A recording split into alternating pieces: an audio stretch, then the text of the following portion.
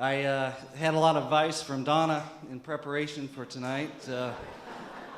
One was, be sure to write it down and rehearse it. The second was, keep it very short. And I can't remember the third one. So thank you very much. Well, this has been a long time coming, so I appreciate everybody coming. I want to recognize a lot of special people here tonight, especially the grandparents. I just want the tables up here have the grandparents. I know Lindsay and Andrew just love and adore their grandparents, and I know they love and adore them, and so proud of all your successes and all you've done. So thank you, grandparents, for being there for them all the time. So,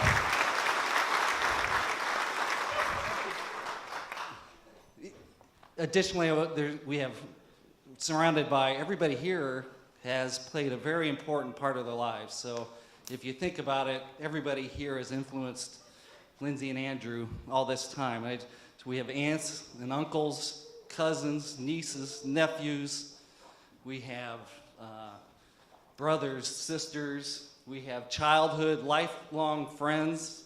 We have grade school, junior high, high school friends, college friends.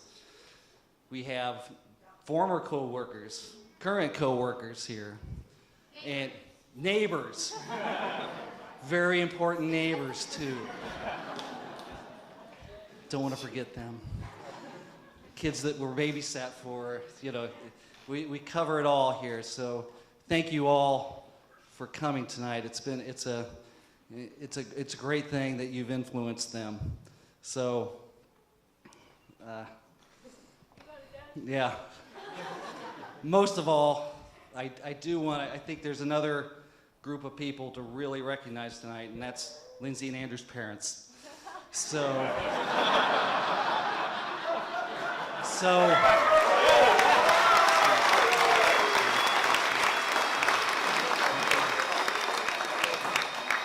Those people have done an amazing job. So thank you, parents, for all you've done. So this is the hard part. Okay, 27 years ago, God blessed us with a little baby girl that we called Lindsay Nicole. Now we spelled her name wrong. But that's not really that important. That's not part of the story. We could have named her Blue Ivy, or Winter, or Apple, but we chose Lindsay Nicole. And many parents, there's a lot of people here tonight that are kind of in my same position. They're fathers of daughters. People that have two daughters, just like me. There's a bunch of you around, poor Bess. So I've had a lot of advice from them, a lot of concerns, a lot of, in preparations for this, a lot of advice on what to talk about, what not to talk about. But one thing that was always in common with all these discussions with these dads and future dads, and my brother especially, was three simple words, was you poor bastard. So.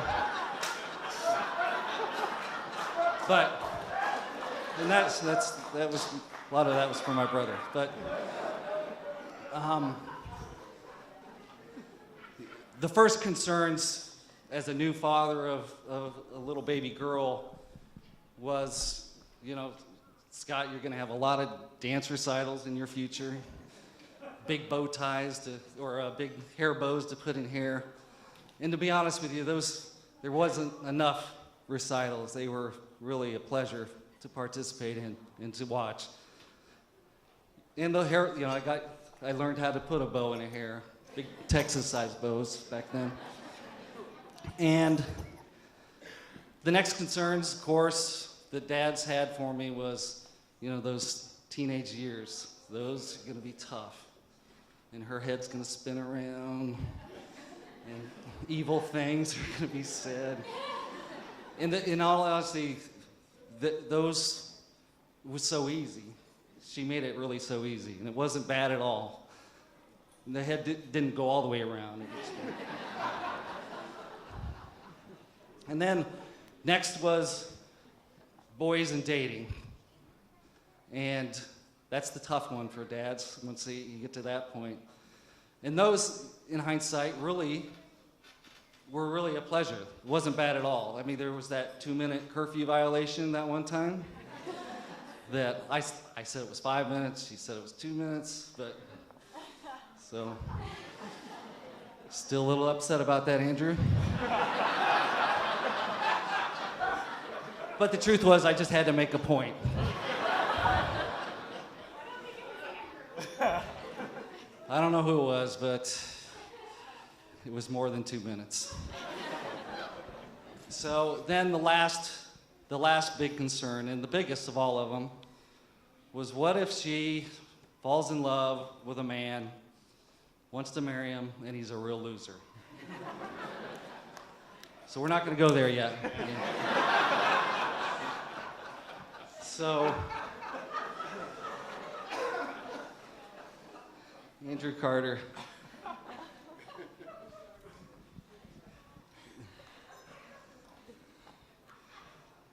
Andrew has really been such a pleasure to meet and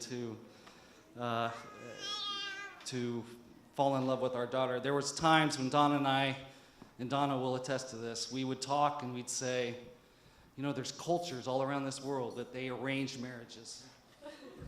Why can't we arrange a marriage? So people that know us can attest we really have no culture. So we resorted to prayer and God. So, oh God, please help Andrew and Lindsay and support them, and maybe they'll cross paths again, see the light. Well, God heard us. Paths did cross. The light was seen. So we're all extremely thankful for that. I know. I did promise to make it short. No, I didn't promise. I should have promised to make this short. But after they met and reconnected, which is a long story, and we're not going to get into it here, Don and I couldn't be more happy to include you as part of the Anderson family, and for us to be part of the Carter and Clayton families. So this is really a match made in heaven, and so we are so very thankful. So thank you very much.